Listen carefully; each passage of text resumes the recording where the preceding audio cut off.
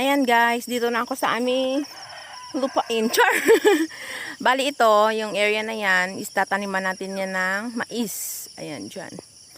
Ayan. Ayong kamalig namin is hindi na tapos ng paggawa hanggang, ayan dyan. Lahat yan guys. Wala siya natapos. Tapos, wala na mastihan man. Mag-serve sana yan na pag tayo nagtatrabaho dito is may pahuwayan kita. O yan. Yung sinasabi ko dito sa inyo guys, na yung saging namin, pauna-una lang yan dito. Kung makakuha yung may-ari o yung iba. Nahihinog na yan dito sa puno. Nabubulok. Ayan, o maraming gurang. Tsaka itong isa. Sobrang hinog na nga oh. Ayan. Ayan siya guys. So, gagapasin natin. And then, manguha tayo ng puso. Tsaka labong. So, ito sa bag ko yung mushroom natin. Gagapasin natin ang saging. Hanapin natin yung puno.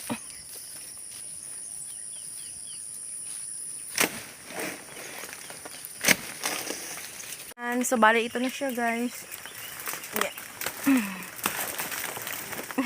Ewan ko lang kung kaya ko to siyang dalhin lahat-lahat yung makukuha ko. Kasi meron pa tayong puso.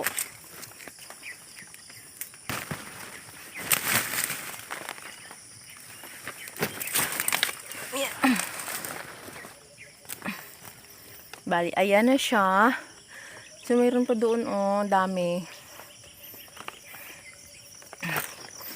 Iwan ko ba kung pwede pa to sa katapusan. Kasi may guest tayo sa katapusan. Babalik pa si Ma'am Kim. Bigyan niya ako phone na bago. Tingnan natin baka meron mushroom. Ay, butlog. Yeah. Ay, tutut. Just like this guys. O mga ganito. Kinain lang yan ng nabulok na. Ayan, may mga malalaking gurang. May hinog na rin siya guys. Ayun. Naga-yellow na. Pero hindi ko na yan kayang dalhin. Kasi ang laki na nung isa. Ayan, oh. Isa, may hinog na rin. Ayun, 2, 3, 4, 5. Yan sa loob-looban yung iba. Hindi nyo makikita. Pero ito siya guys, may hinog-hinog na din. 3 yung may hinog. Pang-4 na yung dalhin ko. Ayan yung sa gitna. Palapit ng maubos ng ibon. Ayan. Tsaka yan. Ito, malapit na. Malapit ng mahinog din. Ang bigat nito kasi. Ayan yung dadalhin ko. 1, 2, 3, 4, 5, 7. Siyam kabulig. Kasipi. Ayan lang yung gawan ko pa yan mamaya ng paraan kung paano ko siya madala. Yung may hinog-hinog na din yung iba. Malayo kasi. Sana pagbalik natin dito bukas or pupunta pa kasi akong bayan. Maabutan pa natin, hindi makuha ng iba. Mga mushroom pa ako dito sa puno. Ay, dito din pala sa gilid guys, ang daming gurang. Tapos minsan, pag may nangunguha dito, iniiwan na lang pag hindi nila kayang buhatin. Yan, sobrang masasayang yan. Tingnan natin.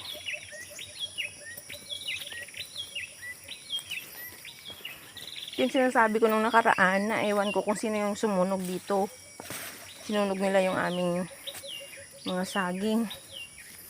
Marami rin nakikinabang nito guys kahit to hindi kami mag-harvest.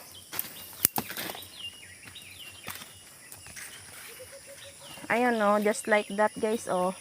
Merong ginapas, hindi dinala pa uwi. Hindi ko na yan, pag ako lang hindi ko yan kayang dalhin eh. Ayan oh. Mushroom. So kukunin natin. Dagdag ko dito. Marami na akong mushroom dito sa bag ko guys. Mabigat ang saging kasi.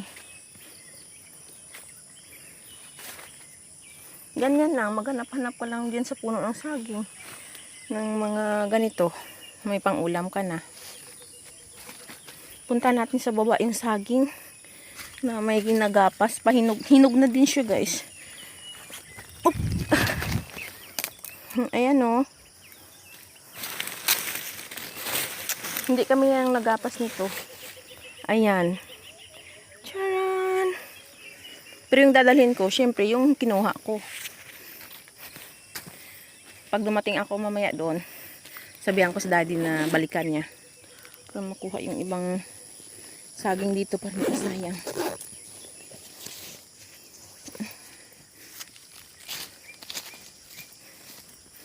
Nagdala taga ako ng itak kasi nga kahapon nung ng mushroom ako, nakita ko na maraming hinog.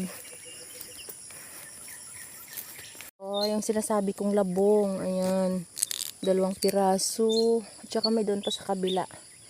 Kunin natin. Marami siyang tinik. Yan yung disadvantage ng pagkawayan yung kukunin mo, guys, na ano, labong, kasi marami siyang tinik. Ayan. At saka ito ay seasonal lang. Just like yung palagi kong inuulam na dalusan, wala siyang tinik. At saka hindi siya seasonal. Kung baga non-stop yung kanyang pag tubo ng bamboo, ano na, ng iyang tambo. Ayan, oh. Malalaki yan, guys. Ibigay natin sa kapitbahay yung isa kasi sabi niya pag magtambo daw ako, dalhan ko siya. Kasi pag meron sila, guys, binibigyan din nila ang Queen of the Farm. Talagang linisan yung puno ni kawayan bago mo makuha yung kanyang labong. So as in magkanda, hirap ka talaga sa pag linis. Kasi kung hindi, beauty mo is matatadtad ng tinik.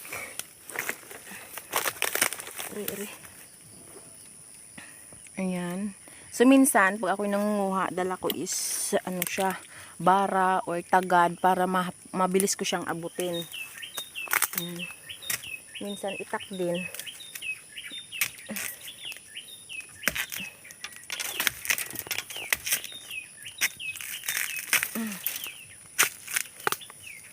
Isang piraso nito, guys, is sobrang dami na. For our family, syempre maliit na yung family natin. Sahugan pa natin to ng, meron akong binili doon. Tag na ito. Pag hindi ka maingat talaga, guys, patay ka dito.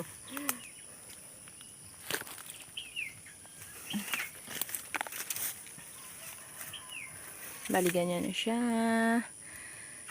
Isa. Sobrang laki. Tama na yung 2. Ibigay natin to sa kapitbahay isa. Kahit bibigyan ko pa yan si mother-in-law ng luto ko na, marami pa rin yan, guys. May dyan pa sa kabila, o kaso ano na, mabigat na nga. May saging pa ako. Aray, aray, aray. Yung puwet ko, guys, is na aray, aray. Aray, aray. Yung likod ko, puga. Yun talaga yung mahirap pagkawayan.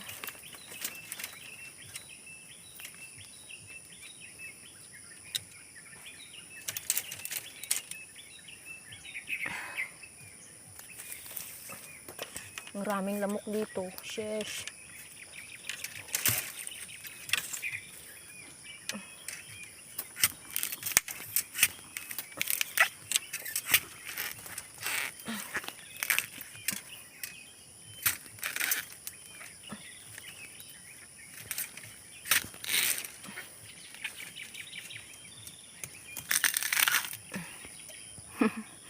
Sorry, hindi ko na nakikita.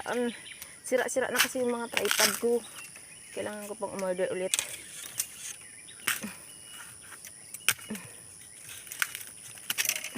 Wala na akong pang gamit-gamit pag ako'y nag-vlog like this. Kasi pag may tripod ako, itatayo ko lang dyan. Okay, aray, aray, aray. Hirap abutin yung isa, guys, ang layo. Yung damit ko parang na tunog punit na.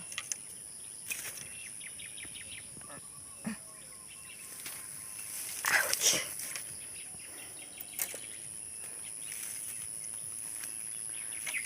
Aray, aray. Aray. Kapoy. Ayun na. Nakuha din at last. Meron pa doon, guys, kaso nga mabigat at saka ang hirap kunin. Tama na to. Ay, nako. Iwan ko na lang guys kung makaya ko tong dalhin yung mga nakukuha ko. Ayan. Kasi meron pa ako nakitang ubi guys dun sa kilid na tumutubo. Ayan dyan. Ayan, violet siya. Malaki. Pwede natin yung maluto-luto. Tsaka yung saging. So, gagawa ako ng tuwang-tuwangan. Hindi na ako kukuha ng puso guys kasi sobrang pagod ko na. Yan, kasi malayo po ang ating lalakarin. Init. Ito. Pangsungkit siguro ito ng mga nangunguha dito gamitin natin. Ayun o, maraming puso guys sa kabila. Ganyan yung dahon niya kasi nga sinunog. Iwan na kung sino yung sunog na mabait.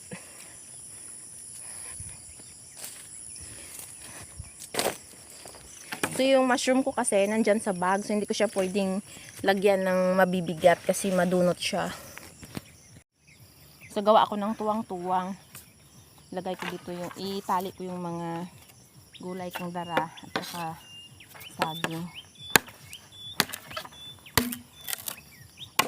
Pag binilagay ko yan sa bag, nadunot na nga yung iba kong mushroom. Nakalimutan ko, naupuan ko yung bag ko kanina. Sobrang pagod ko na kasi. Ayan. Ano natin siya. Mabigat kasi itong ano niya.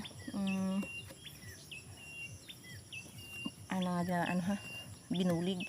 So dapat ano mo siya. Kwaon.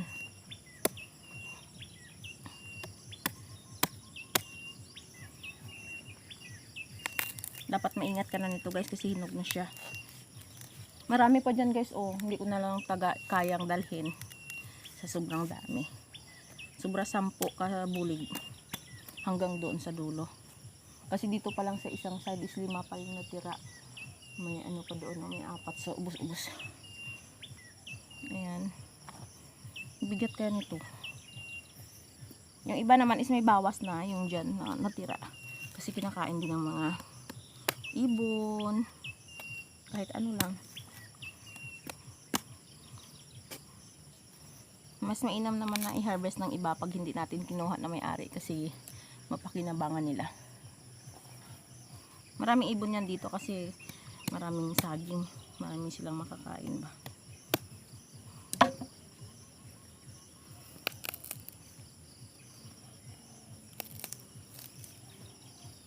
Ito yung inuna natin kasi puro hinog na.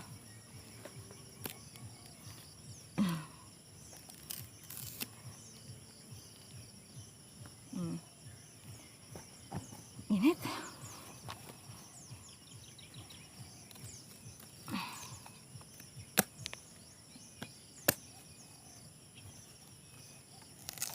Sana guys hindi siya masira mamaya pag ating tinalian.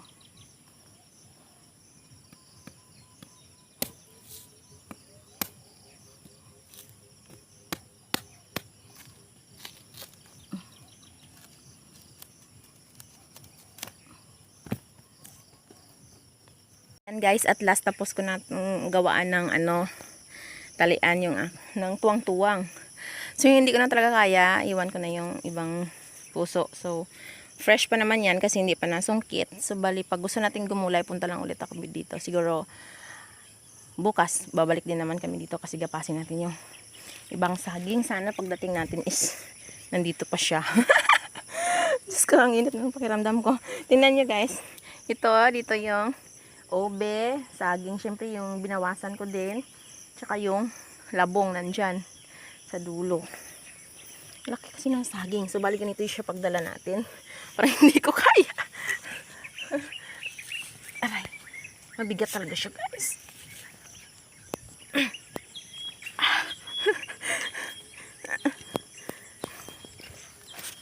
Wala kasi tayong ayan.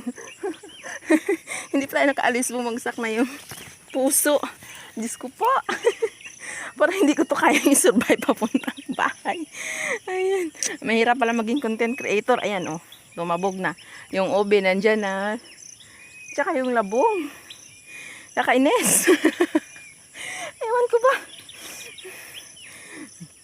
Hindi na tayo natin makabidyo-bidyo kasi nga sobrang bigat na ng aking dinadala. Hi guys. Bawi na yung queen. Ayan na. So balikan yun yung dala natin. Nilagay ko na lang sa bag yung yung labong. So bahala na ano doon, madunot yung mushroom. Wala tayong magagawa kasi hindi tayo makakauwi. Kasi dalhin ko talaga to siya, guys. Ayan. Masarap ilaga eh. Yung binangon nandyan na lang sa likod. Ha! Init.